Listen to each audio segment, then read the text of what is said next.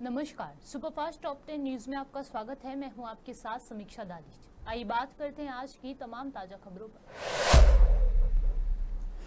महाराष्ट्र के Mumbai north west Lok Sabha seat से मात्र 48 वोटों से जीत हासिल करने वाले शिंदे गुट के सांसद रविंद्र वायकर को लेकर सियासी पारा हाई हो गया है। रविंद्र वायकर के रिश्तेदार का मोबाइल ईवीएम से जुड़े होने के आरोपों पर अब सियासी तकरार तेज हो गई है। इस बीच शिवसेना यूबीटी सांसद संजय राउत ने पूरे मामले को लेकर एनडीए और महाराष्ट्र सरकार पर हमला बोला है। जो आरोप लगाया है उसको नकारा है। राहुल गांधी के इलेक्शन कमीशन यानी कौन? बीजेपी की एक्सटेंडेड ब्रांच। हुई इलेक्शन कमीशन नॉर्थ वेस्ट का जो चुनाव नतीजा निकाल सामने आया है, तब से ये पूरा एक वादग्रस्त बन गया है, कंफ्यूजिंग हो गया है। जिस तरह से अमोल कीर्तिकर शिवसेना के उम्मीदवार को विजयी घोषित किया, एक बार नहीं 2 बार, अमोल कीर्तिकर को 2 बार विजयी घोषित किया।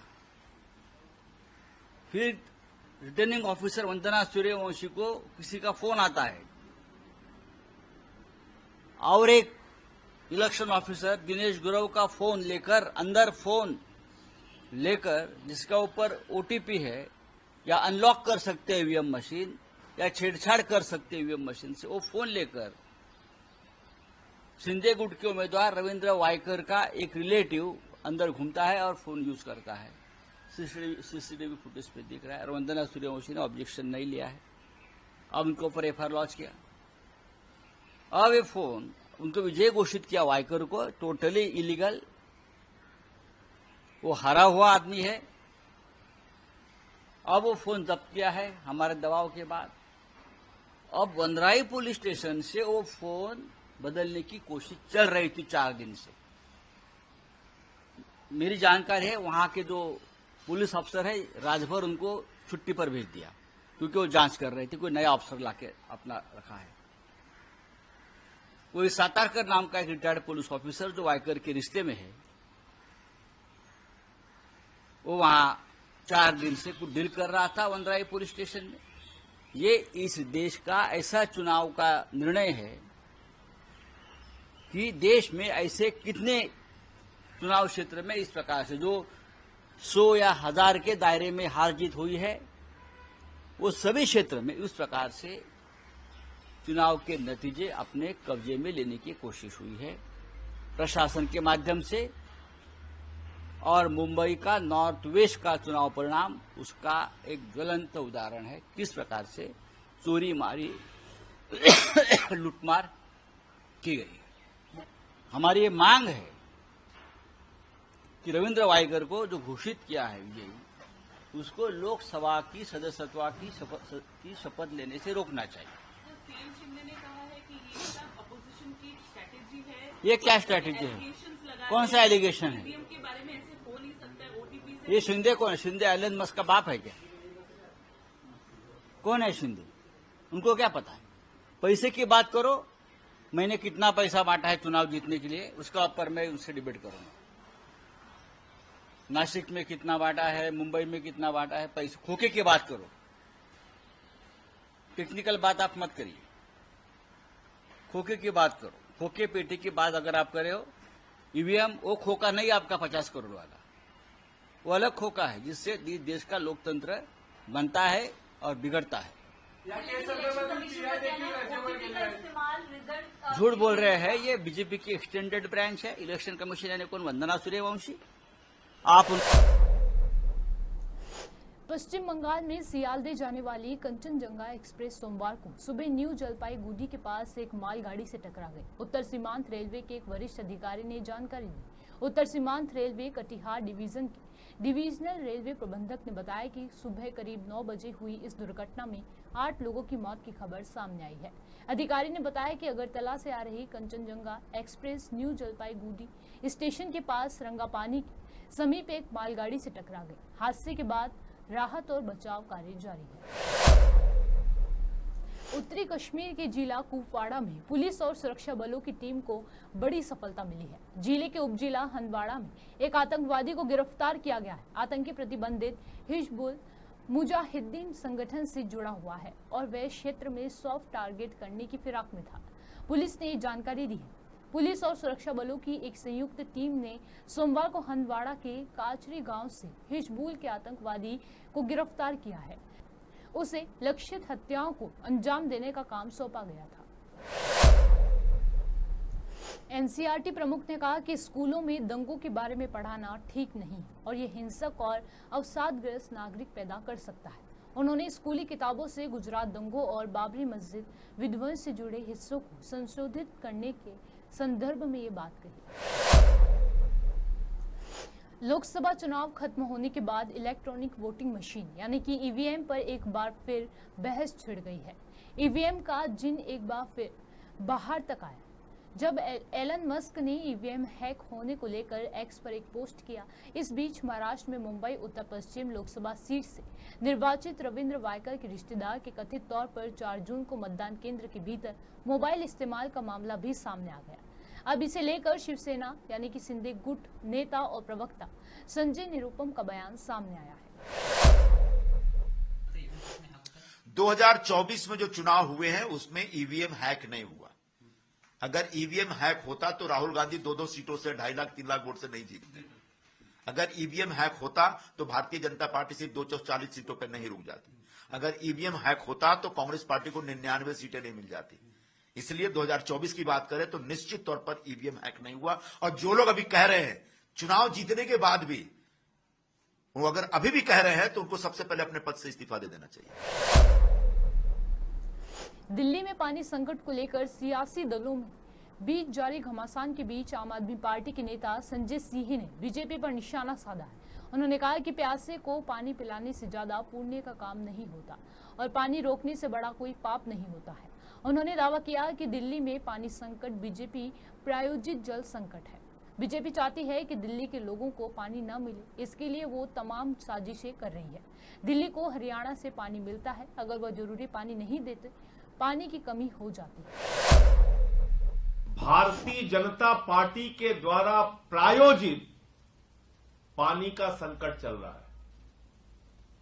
और जब मैं कह रहा हूं कि भारतीय जनता पार्टी के द्वारा प्रायोजित पानी का संकट, तो मैं ये बताना चाहता हूं कि बीजेपी वाले चाहते हैं दिल्ली के लोग पानी ना पाएं, दिल्ली के लोगों को पानी उपलब्ध ना हो, और इसके लिए जितने जतन, जितनी साजिश, जितने तरीके से दिल्ली को पानी संकट में डाल सकते हैं, पूरी की पूरी कोशिश बीजेपी के लोग कर रहे हैं। आप सब लोग जानते हैं दिल्ली के अंदर हरियाणा से पानी आता है, एक निश्चित मात्रा में उनको पानी देना होता है, और अगर वो पानी उस मात्रा में दिल्ली को नहीं देंगे तो जाहिर तौर पे पानी की उपलब्धता दिल्ली में कम हो जाएगी। और एक रिपोर्ट भी हम लोगों ने पहले बताई थी कि पानी कितना कम दिल्ली में दिया जा रहा है। मैं एक एक करके उसको पढ़ देता हूं। 6 जून को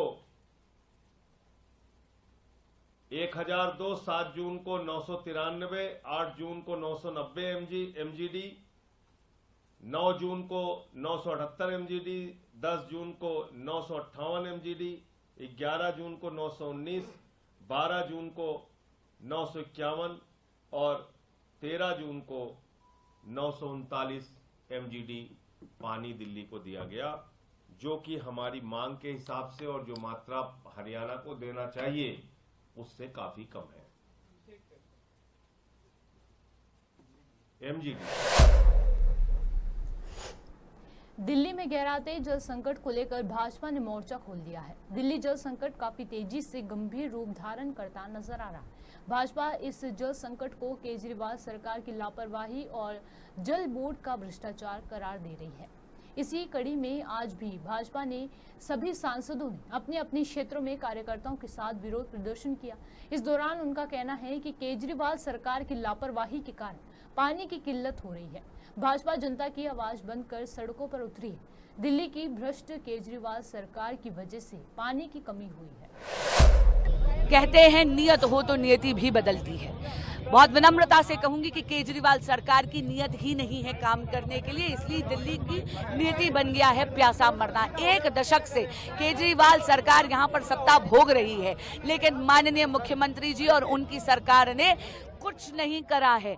दिल्ली जल बोर्ड का पूरा इंफ्रास्ट्रक्चर, एक पाइपलाइन चरमराती हुई स्टेट में है, और इसलिए क्योंकि कोई मरम्मत इन्होंने करी नहीं है।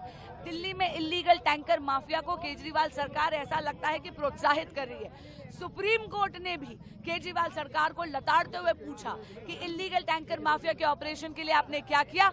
कुछ नहीं किया। दिल्ली में वाटर वेस्टेज होती है, 40% से ज्यादा पानी ऐसे ही बह जाता है। उसके लिए सुप्रीम कोर्ट ने पूछा आपने क्या किया? कुछ नहीं किया। माननीय मंत्री आतिशी जी को यदि प्रेस वार्ताओं से फुर्सत मिले तभी तो वो ग्राउंड पर आकर काम करे। एक बात जरूर कहना चाहूंगी, दिल्ली जल बोर्ड दिल्ली सरकार के नियंत्रण में है। दिल्ली की जनता को पानी पहुंचाने की पूरी जिम्मेदारी केजरीवाल सरकार की है, लेकिन ये अपनी जिम्मेदारी छटककर केवल दोषारोपण करते हैं।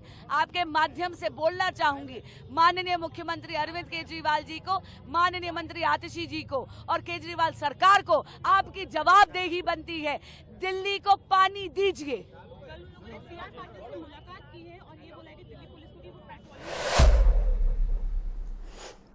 स्विट्जरलैंड में 2 दिवसीय शांति सम्मेलन का आयोजन किया गया। इसमें 80 देश एक मंच पर एक साथ आए और यूक्रेन की क्षेत्रीय अखंडता को आधार बनाते हुए शांति समझौते पर बात की।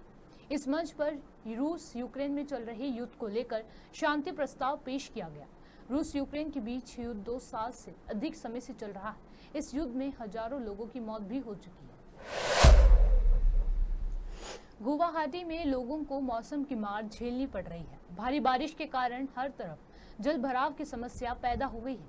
ये स्थिति दिन प्रतिदिन गंभीर होती जा रही है। भारी बारिश के कारण लोगों की मुश्किलें बढ़ गई। बारिश के कारण जो जल भराव हुआ है उनसे आम लोगों को रोजमर्रा की जिंदगी को बहुत प्रभावित कर दिया है। सड़कें तालाब बन चुकी हैं, आवाजाही कम हो चुकी है और लगातार लोग प्रशासन से मदद की गुहार लगा रहे हैं। अमेरिका के राष्ट्रीय सुरक्षा सलाहकार जेक सुलिवन भारत पहुंच गए हैं। उन्होंने भारत पहुंचकर NSA अजीत डोभाल से मुलाकात की। Sullivan critical and emerging technologies की मीटिंग में शामिल होंगे। वो NSA के साथ साथ द्विपक्षीय मुद्दों पर चर्चा करेंगे और भारत अमेरिका संबंधों की समीक्षा करेंगे। वो आपसी हित के क्षेत्रीय और वैश्विक मुद्दों पर साझेदारी करेंगे। वे दोनों देशों के अंतर विभागीय प्रतिनिधिमंडल के साथ ICET की पहली वार्षिक समीक्षा की भी अध्यक्षता करेंगे।